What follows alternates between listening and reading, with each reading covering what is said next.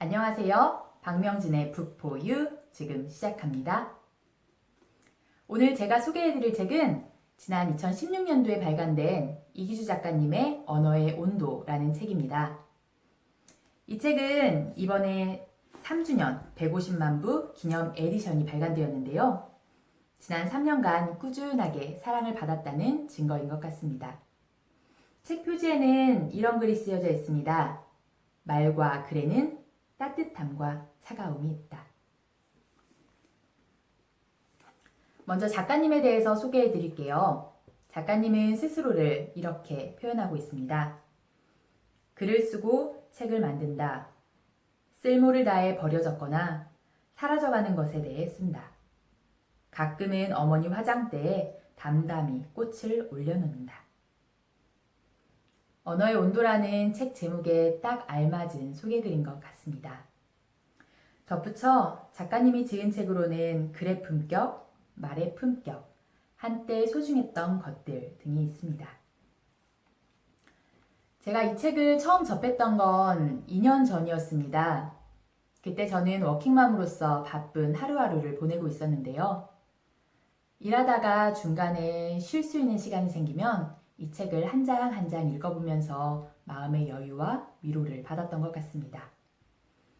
그래서 가능하시다면 이 책을 한 번에 쭉 읽으시기보다는 한 장 한 장 여유 있게 읽으시기를 추천드립니다. 우리는 같은 말을 하면서도 조사 하나, 토시 하나, 혹은 말의 어감에 따라서 상대방의 기분을 좋게 할 수도 혹은 상대방의 가슴에 비수를 꽂을 수도 있습니다. 나이를 먹어가면서 사실 어떤 말이 상대방의 기분을 나쁘게 할 수 있는 말인지 충분히 알고 있으면서도 고의적으로 상대방이 싫어하는 말을 할 때도 많이 있었고요. 혹은 실수로 마음의 소리를 내뱉어서 상대방과 악연이 되는 경우도 있습니다. 작가는 서문에서 이렇게 이야기합니다. 친구를 앞에 두고 넌 얼굴도 예뻐하려다. 실수로 넌 얼굴만 예뻐 라고 말하는 순간 서로 얼굴을 붉히게 된다고 말이죠. 이 책은 3장으로 나뉘어져 있습니다. 1장, 말, 마음에 새기는 것.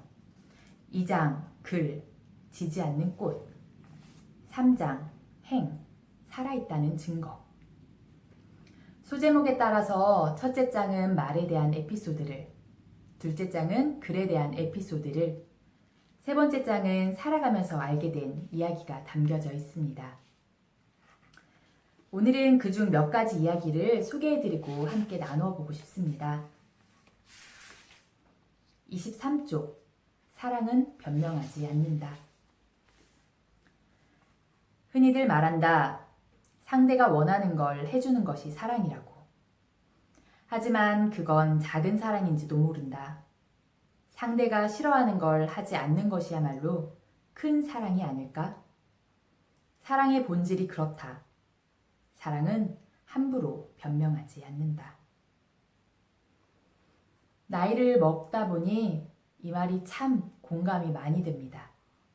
그리고 진정한 사랑이라는 것이 얼마나 어려운 것인지도 점점 더 깨닫게 되는 것 같습니다.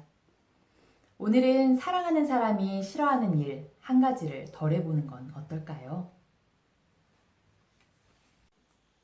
32쪽, 그냥 한번 걸어봤다.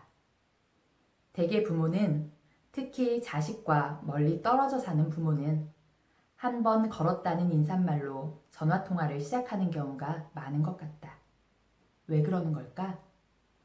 내 추측은 이렇다. 행여나 자식이 아버지, 지금 회사라서 전화를 받기가 곤란해요. 하고 말하더라도 괜찮아, 그냥 걸어본 거니까 라는 식으로 아쉬움을 드러내지 않으면서 덤덤하게 전화를 끊을 수 있기 때문은 아닐까? 그냥이란 말은 대개 별다른 이유가 없다는 걸 의미하지만 굳이 이유를 대지 않아도 될 만큼 충분히 소중하다는 것을 의미하기도 한다. 후자의 의미로 그냥이라고 입을 여는 순간 그냥은 정말이지 그냥이 아니다. 저는 올해 몸이 좋지 않아 쉬면서 건강을 회복하고 있는 중입니다. 일을 할 때는 특별한 일이 없으면 낮 시간에 특별히 전화하지 않았던 신랑이 요즘은 종종 낮 시간에 전화를 합니다. 무슨 일이야? 하고 물어보면 아니, 그냥 전화해봤어 라고 대답하더라고요. 사실 신랑은 정말 그냥 전화했을 수도 있는데 작가님의 이 글을 읽고 나니 신랑의 그냥이 정말이지 그냥이 아니었구나. 하루 종일 집에 있을 나를 걱정하는 그냥이었구나 하는 생각에 가슴 한켠이 뜨거워지더라고요. 작가님의 글 덕분에 신랑의 언어의 온도가 조금 더 따뜻해지는 순간이었습니다. 228쪽 사랑은 종종 뒤에서 걷는다. 언젠가 버스를 타고 신촌거리를 지나고 있었다. 느릿느릿 걸어가는 노부부가 눈에 들어왔다. 젊은이들보다 확연히 느린 속도로 걷고 있었는데 두 분이 한 발 한 발 내디는 걸음새가 꽤 묘하게 보였다. 난 유심히 지켜봤다. 키가 큰 할아버지는 키가 작은 할머니가 두 걸음 정도 내딛는 모습을 확인한 뒤 찬찬히 한 걸음 내디뎠다. 다리를 저는 할머니를 위해 미묘한 타이밍으로 보조를 맞추는 듯했다. 그래, 어떤 사랑은 한 발짝 뒤에서 상대를 염려한다. 사랑은 종종 뒤에서 걷는다. 연애를 할 때는 뒤에서 걷기보다는 함께 걷는 것이 진정한 사랑이라고 생각했는데요. 엄마가 되고 나니 뒤에서 걷는다는 말이 무슨 말인지 조금은 알 것 같습니다. 할머니가 되면 지금보다 조금 더 많이 알 수 있게 될까요? 작가님의 글을 읽으면서 나는 어떤 할머니가 될까? 우리는 어떤 노부부가 될까? 라고 생각해 보았는데요. 사실 아직 너무 먼 얘기 같아서 그림이 잘 그려지진 않지만 최소한 함께 손잡고 웃으면서 여유 있게 걸을 수 있는 그런 노부부가 되었으면 좋겠다라는 생각을 가져보게 되었습니다. 마지막 장에는 이런 글귀가 씌어져 있습니다. 아름다운 것을 아름답다고 느낄 때 우린 행복하다. 어쩌면 우리 주변에 이미 아름다운 것들이 가득 차고 넘치는데 우리가 그걸 아름답다고 생각하지 못하고 있는 건 아닐까요?